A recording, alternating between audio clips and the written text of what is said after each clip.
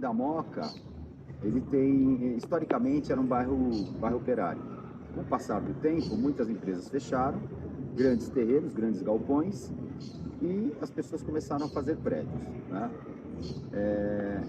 E quem faz o prédio tem a licença aprovada da Secretaria do Verde, Secretaria Municipal de Licenciamento Urbano, e dentro da lei ela pode fazer aquilo que o zoneamento permite.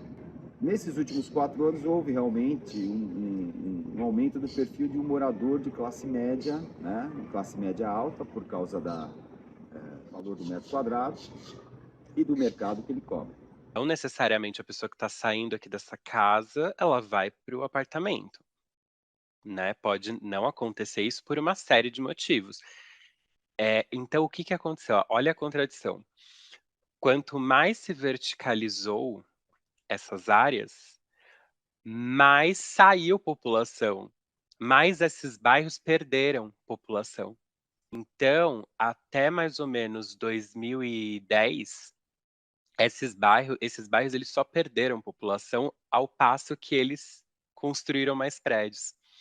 Isso Então, aconteceu justamente por quê? Por causa desses recortes desiguais da sociedade. Então, saíram mais pessoas pobres, ficaram mais pessoas ricas, né? É assim, esse que é o ponto. E claro que tem um recorte racial também, porque esses bairros eles foram embranquecendo nesse tempo, né?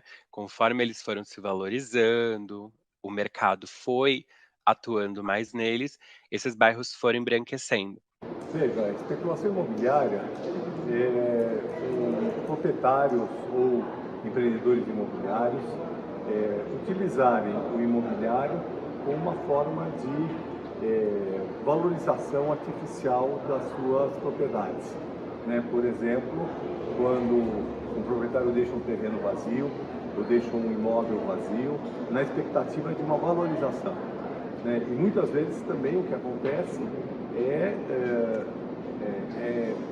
empreendimentos públicos, investimentos públicos, como o metrô, como a abertura de avenidas, como outros tipos de intervenção, de reforma, de renovação urbana, serem feitos de maneira a valorizar os imóveis com investimentos públicos e que acabam sendo apropriados individualmente pelos proprietários das terras ou empreendedores que estão naquela região. Isso é muito comum acontecer e muitas vezes aconteceu antes de se fazer a intervenção, certas corporações comprarem, né, grandes glebas de terra, né, muitos terrenos, áreas, e a partir daí, então, participarem, né, dessas intervenções que o poder público empreende com investimento público. Verticalização não tem nada a ver com condomínio fechado com piscina. Você pode ter verticalização, não necessariamente precisa ter verticalização, mas você pode ter verticalização e você não ter essa ideia de que você vai fazer um condomínio fechado, que é um condomínio no clube, com piscina, com quadra de tênis, com um monte de equipamentos, que faz com que a pessoa fique confinada dentro daquele condomínio. A ideia é exatamente de de poder ter maior adensamento da cidade, é um adensamento populacional articulado, inclusive, com mais uso dos espaços públicos, que podem ser os clubes, podem ser as praças, os parques, as ruas abertas, né, as mais diferentes praças, os equipamentos culturais, né, públicos, né, as escolas, ou seja, a ideia de cidade que está por detrás do plano diretor é uma ideia, né, de você ter, vamos dizer assim, um lugar para morar, perto de onde você trabalha e perto de espaços públicos. Se tem verticalização em excesso, é a prova que o espaço está reduzido de moradia nesse sentido. Concorda comigo? Né? Então você começa a verticalizar e colocar todo mundo empoleirado. Porque você não tem mais os espaços, e justamente porque você tem uma grande concentração populacional. E isso vem acontecendo em vários pontos, basta ver. Os conjuntos habitacionais de São Paulo, que são tidos como populares, as suas localidades. Na Moca você não vai encontrar, no Tatuapé você não encontra também, mas você encontra a chamada cidade de Tiradentes, né? As tais coabs de Itaquera. Isso é bem nítido. Quando você pega em direção à Marginal Pinheiros, onde você tem o centro financeiro de São Paulo hoje, você tem toda uma estrutura com aqueles prédios suntuosos, maravilhosos, Universidade de Administração e tudo mais, que é IBMEC, enfim. Você olha para o outro lado, é antigo, o Rio está dividindo justamente a questão social. Do outro lado você tem um antigo projeto feito com a Prefeitura Antiga de São Paulo, chamado Singapura. Então você vê justamente, certo, como se fosse o rio, o abismo entre a questão do poder econômico e deixa, ó, o seu local é aqui, esse local é aqui. As periferias só ganharam população nesse tempo.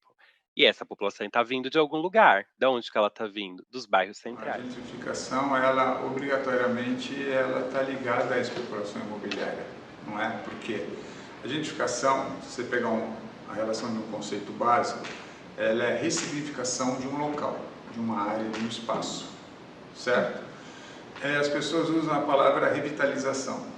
Então, ressignificar, quer dizer, você vai retransformar, você vai revitalizar.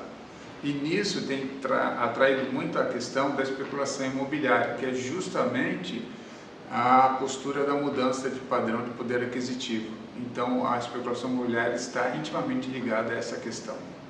E quais que são as consequências da gentrificação? Elas são várias, né? Se você pegar pelo lado da especulação imobiliária em si, você tem, no mínimo, a expulsão de um certo grupo social daquele espaço ao qual vai ser remodelado. Porque você tem um padrão X de comércio, de vida, enfim, de estrutura do espaço, e quando se aplica a gentrificação, você tem, nesse caso, essa mudança. Então, você atrai um outro tipo de padrão para aquilo que você está ressignificando o espaço. Mas a Moca, ela é um bairro muito interessante. Houve uma transformação assim, brutal, né? Hoje você tem a Moca, uma área, antiga área industrial, hoje uma área de serviços.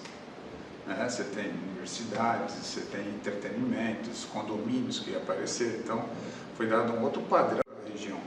Mas, assim, dentro da Moca, em seus cantos, você ainda tem alguma resistência de antigos moradores, de antigas construções. O pessoal que é aqui da Moca, antigo, é muito apaixonado. A gente vê pelas mídias que o pessoal, assim, verbaliza que eu saí da Moca, mas a Moca não saiu de mim. Eu moro há 70 anos na Moca, eu nasci na Moca, na Rua da Moca, na mesma casa.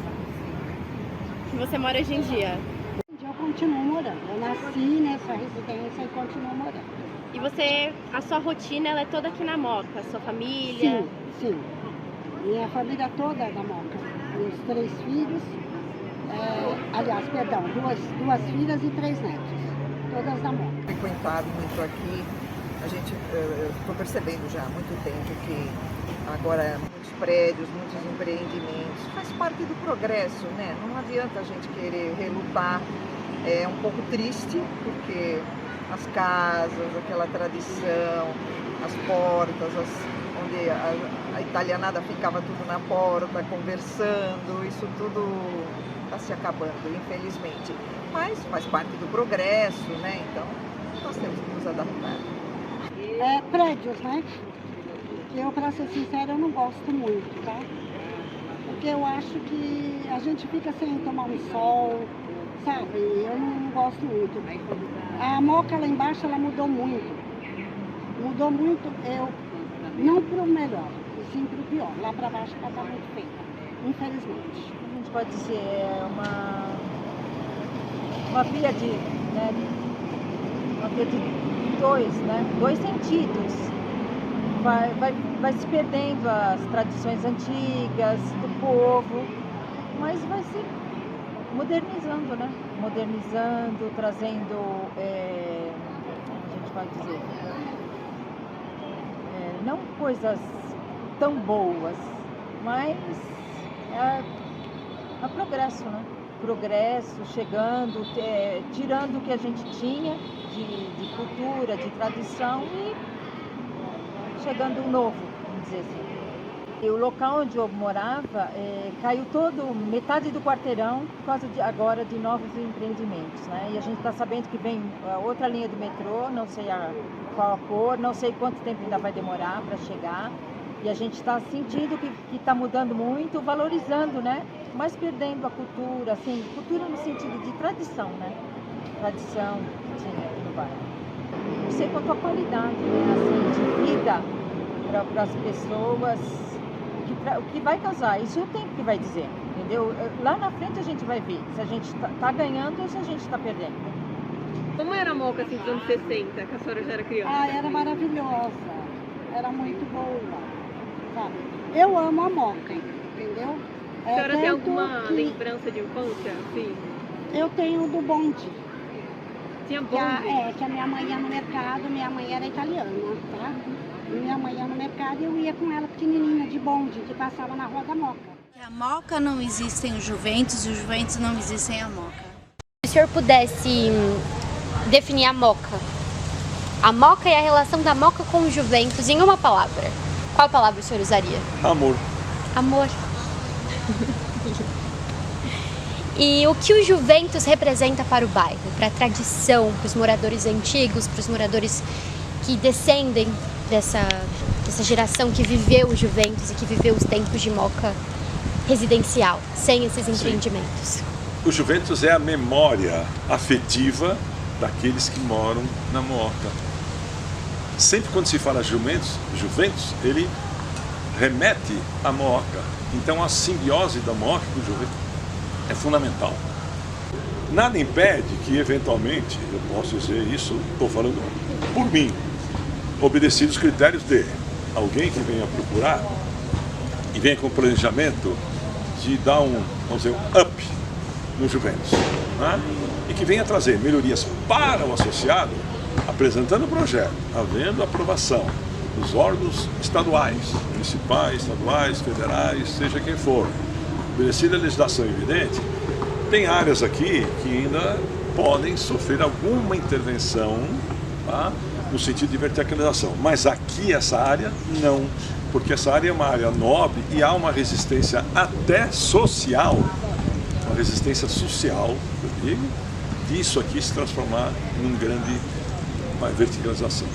Isso não cabe na ideia. O moquense declara a outra revolução, a de 24, 32, eles fazem uma revolução e se separa do Estado e do Brasil e não deixa ninguém ocupar aqui. Não que seja bairrismo, é que aqui resta uma área verde muito forte e que tem que ser preservada. Meu pai é o jumentino nato, a minha família inteira se pergunta pra gente, que time torce? Somos Juventus.